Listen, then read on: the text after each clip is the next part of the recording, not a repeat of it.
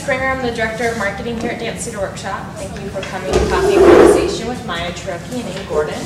Maya is a video artist and has collaborated with Phoebe Miller on the video in this particular piece and in previous works.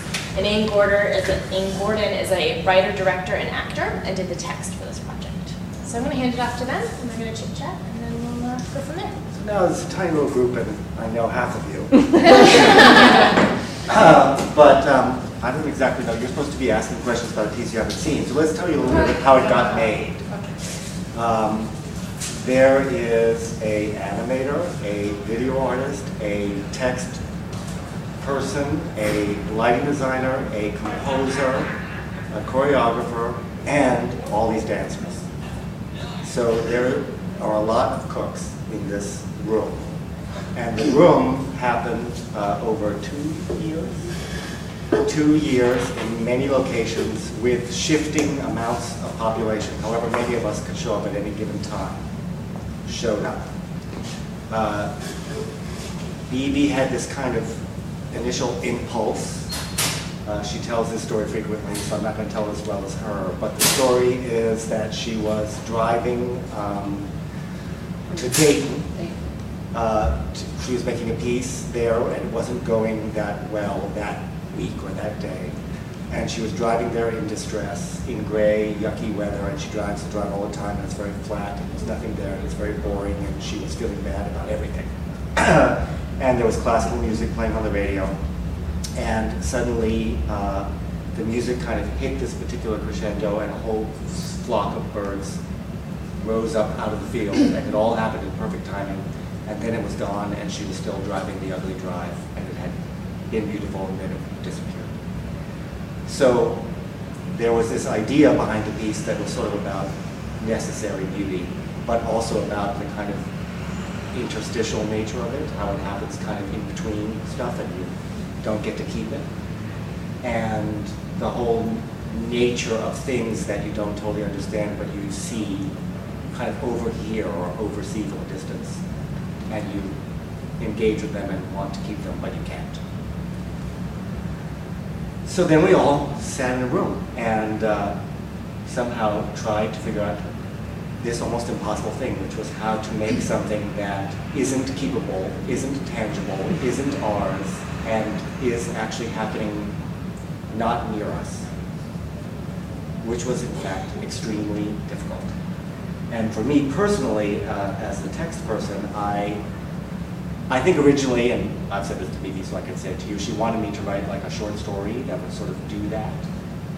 And the problem is that words are not very flexible. And narrative, as soon as you put it on stage, particularly in a non-linear narrative situation, is like an inexorable anchor. And you can't get around it. And I kept saying, I'm not really fond of short stories where people dance. It's not really a thing I like. So I don't really want to do that. And B, I think you'll be trapped. You'll think the story is flexible because you're flexible about it, but the audience, many of them will not. And they will start to decide how you're illustrating the text. So my big problem was how to figure out how the text could be, how text, which by nature it isn't, could be as transitory as image or movement. Go. I had similar issues because images are very fixed as well, and you know, as simple as you want to make them, they have this huge amount of impact just in scale. The eye immediately goes, to the TV box, and it can overwhelm everything. And also, Bebe wanted it to be, the piece was going to be an hour and some minutes, and she just wanted it to be something that just kind of went, a movie that just, like a short story, she wanted a movie. Right. And wanted these moments of convergence to happen with dance and text and music and image and be banal yet incredibly significant and fleeting, and so it felt nearly impossible to try to do that. And It's also, an odd pre-show talk. yes. Having a little group therapy moment. Especially when choreography was still being worked out. So somehow there were certain anchors that came into being, and I can't even remember which one for me came first anymore. There were things about, there were things about inside and outside, and interiors, exteriors, and how they converge. We talked about the surreal. Way back when I talked about the movie Beetlejuice, when they open the door and there's like this crazy world outside, and then they close the door and they're back inside the house. And every time they open the door, something wild was happening outside. So we don't, we have doors with stuff happening out there in the world. But I was interested in how to bring that together. And the subject of necessary beauty, or that the title was often a subject of conversation. And what does that mean? And we came up with this landscape, which is a Albert Bierstadt from Hudson River Center, sort of pastiche painting that is it's very stylized, beautiful landscape. And use that as a framing device, a little bit of an anchor at a point in the piece. And I think actually when we got to that moment, for me, I felt like, oh, now I know how the other pieces come together. Yeah, I think we got to ideas of beauty as opposed to trying to make beauty. I think that was a big stumbling block for a long time, was she wanted epiphanies, and you can't go into the studio to make an epiphany. You'll never make anything. Wouldn't it be nice? You have to go into the studio to make, and then hopefully there will be one if you're very lucky.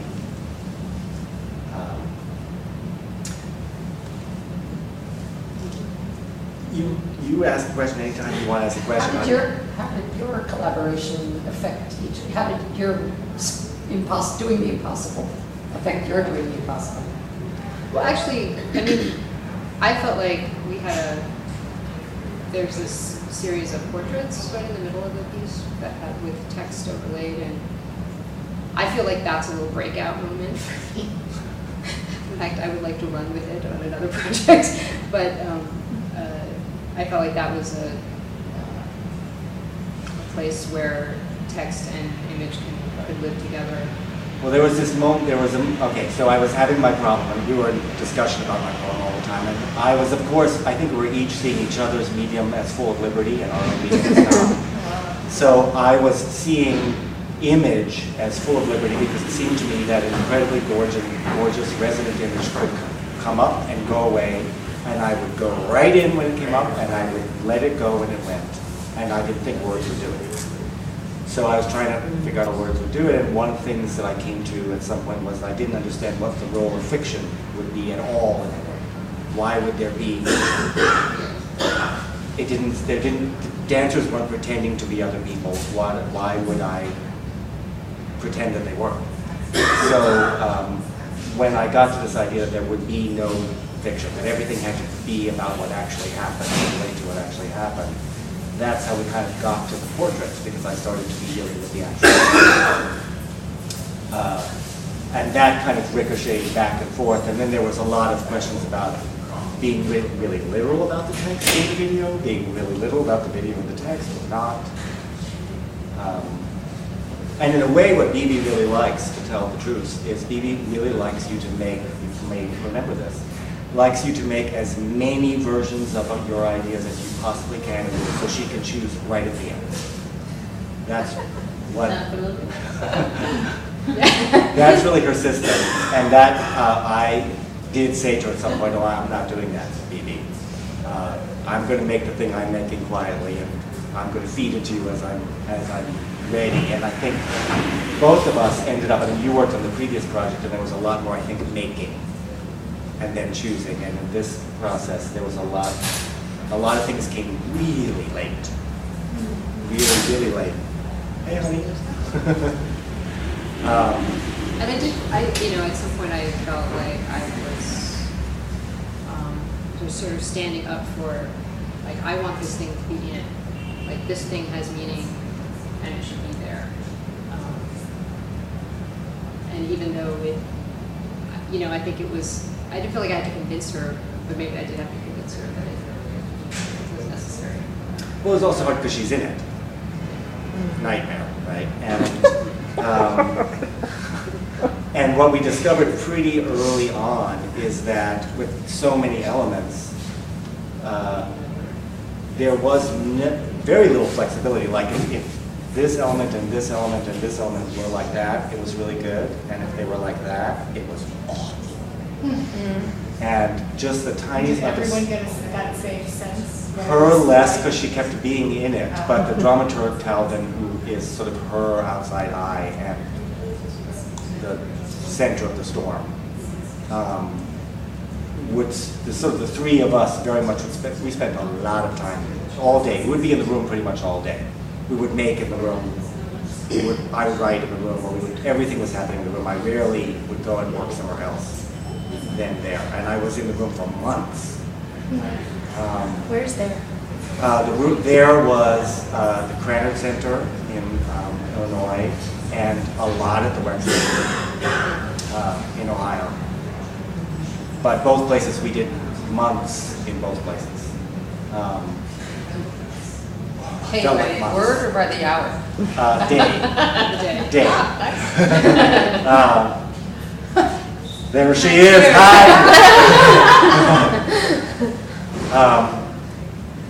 So We're talking about you. we're talking about you. You don't have to come over. It's okay. Go do what you have to do. So that she got to see it a little bit less because she was always being out there and also still really making movement. So not yet at the point of seeing things lining up with things, but we were all trying to figure out how anything worked with anything else so we could figure out what to cut and what to keep, what to proceed with. And all of us were very interested in, as was Bebe, you know, I didn't want the text to do it all by itself. And nobody wanted their element to do it all by itself, and then we put them next to each other. That seemed really uninteresting. I could do that at home.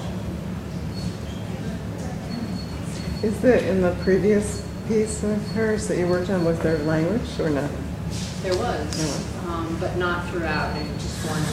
That Bebe wrote. And it was Bebe's, she spoke it. Which I can tell you because so I worked once with Bebe before 15 years ago, and she did say to me about the text in the last piece, you know, I just ripped off the thing you wrote for me. So, but yes, that was the only text in there, and that was like maybe it happened twice, but it was two sort of distinct moments of text. And was there, because it's interesting what you said about, you know, language that leads to narrative and you look for meaning in a different way, and so like in that piece, was there character or was it all similarly like finding this kind of in between, not narrative? It was much more specific. It was really, it was about, you know, she had taken a trip to Eritrea, and it was a landing place, and it was really about place, I see, being I see. outside of home, and so there was all this stuff that we could work with, land, travel, displacement. So it was more like an anchor for the piece. Yeah, and this is just much more. The inspiration was much less elusive. And the very thing about this piece was everything that, if it wasn't elusive, then it wasn't right. As soon as you could say, oh, it's right, then it's kind of like, yeah, I've seen that. Is that when you knew you were falling off the Yes, and there were a couple of times, you know, when I would sort of see what would be the usual dramaturgical solution, and I would kind of be like, well, I could solve this whole problem we're having by putting X up front. Are we doing that? Is that what we're doing? Are we making that piece? Should it be solved? And you know, for a minute we'd all kind of reach for that, like, oh, that would be such a relief, including Bebe. And then we'd all say, no, it's not that. It's not that. But it was very hard to figure out how to be comfortable with to find the version of never arriving that felt not just like meandering. Did that affect the pacing of the piece? I mean, the pacing feels very specific. But there was a day, so there are, give or take, there are 6 sections. Okay.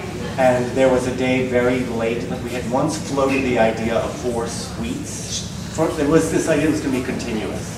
And continuous turned out to be, hi, please do.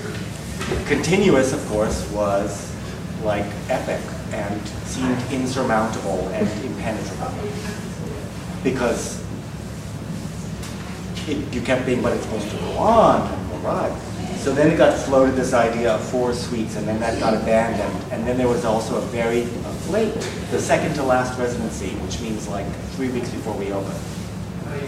It was a day when I said, I think it's 6 sections, after we ran through everything we had. And Talvin, the dramaturg, was like, 6 sections? 1 would be, and started to name them, and we turned to Bebe and said, we think it's 6 sections, this is the order. And she said, okay. And that started to dictate the pacing, and to dictate who was leading transition.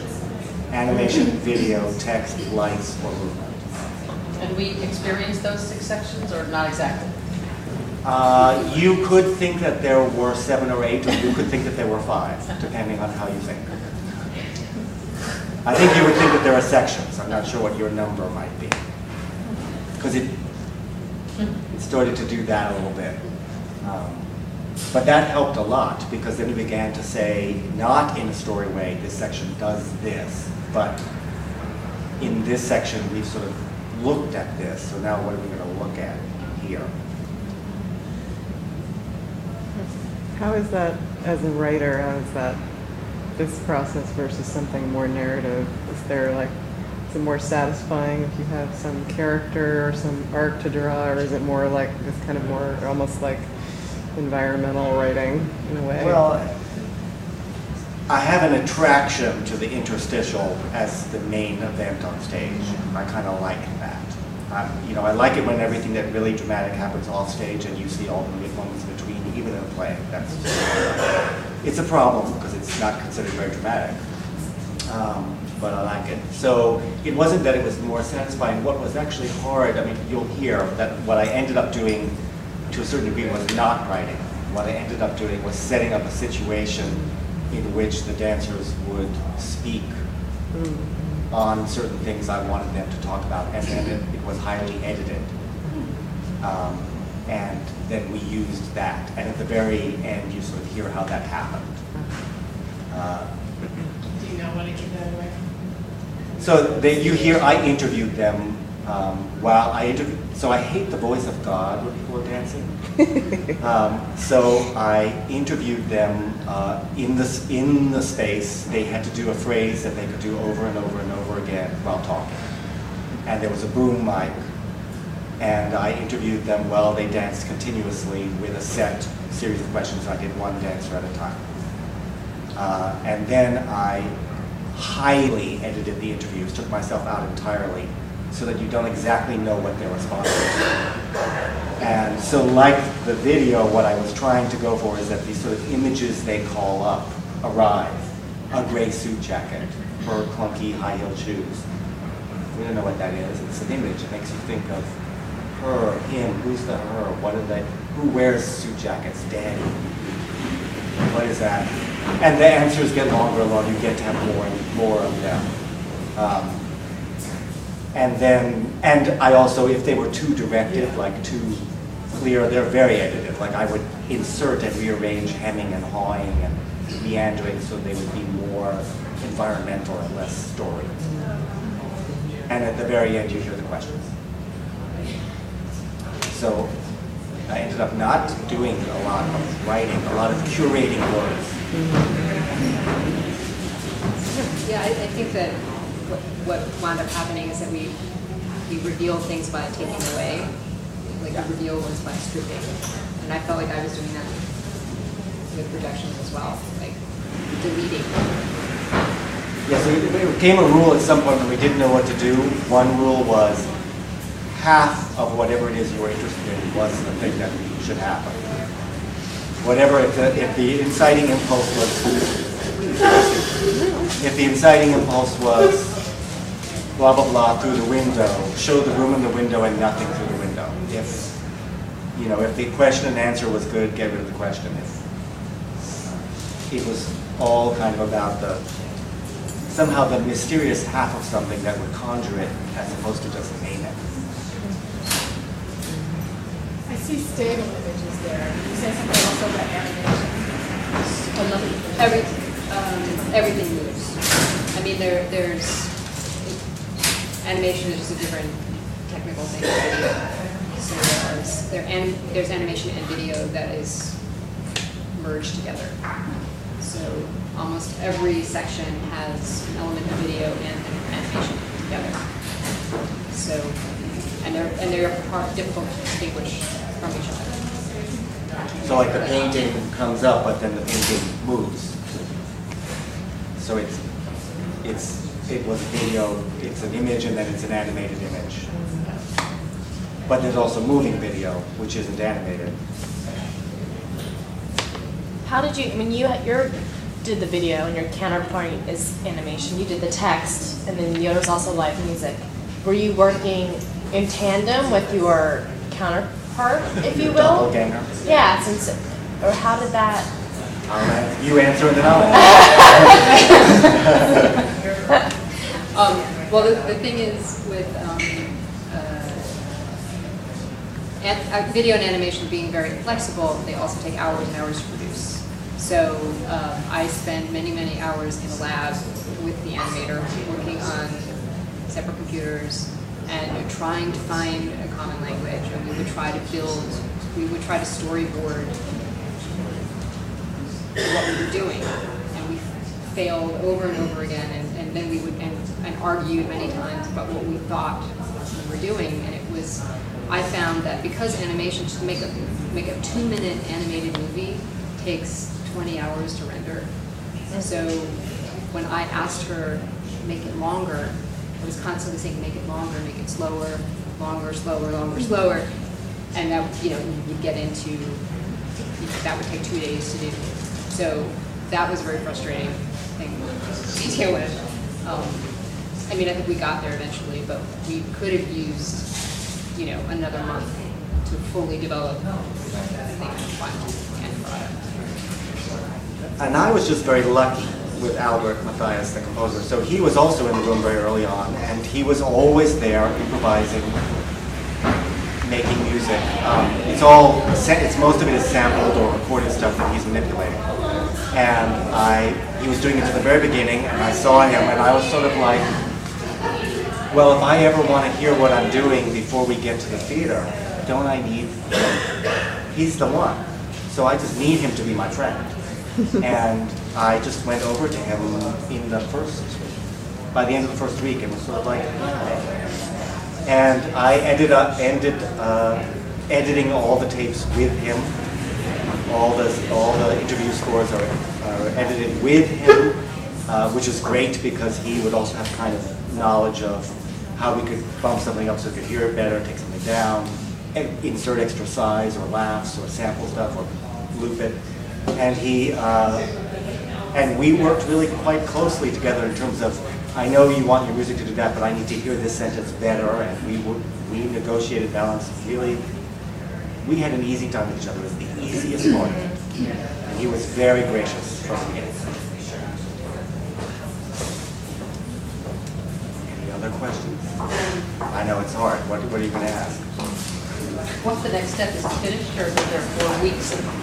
Uh, I think it is as finished as these things get. Although it's already changed. I mean, since I saw the dress rehearsal, and it's changed since the premiere at the Wexner. So. I got an email from Bebe saying about the tech, because I'm in a workshop for a play, and I was sort of like, I don't know if I can come to the tech. And she said, well, you don't anticipate any text changes, do you? Question mark.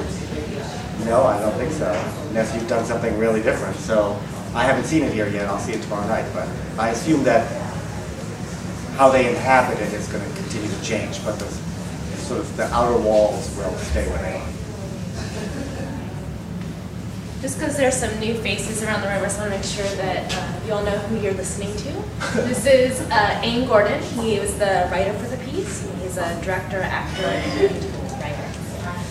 And that is Maya Troki. She's the video for the piece. And she is a video artist in her own right as well. I'd like to thank both of them for taking some time to talk to you guys. I thought this was a really inside snippet, which we don't usually get. It's very, very nice. I'd just like to encourage all of you, again, to have some coffee and be great patrons to Cafe Grumpy on 20th Street. We have a show coming up with Laird Thompson, who's actually collecting coffee cups. So you can do two good deeds by having a cup of coffee and then putting it in the cup bin made of cups right to your right. And just thank you all for coming. Thank you. Thank you all.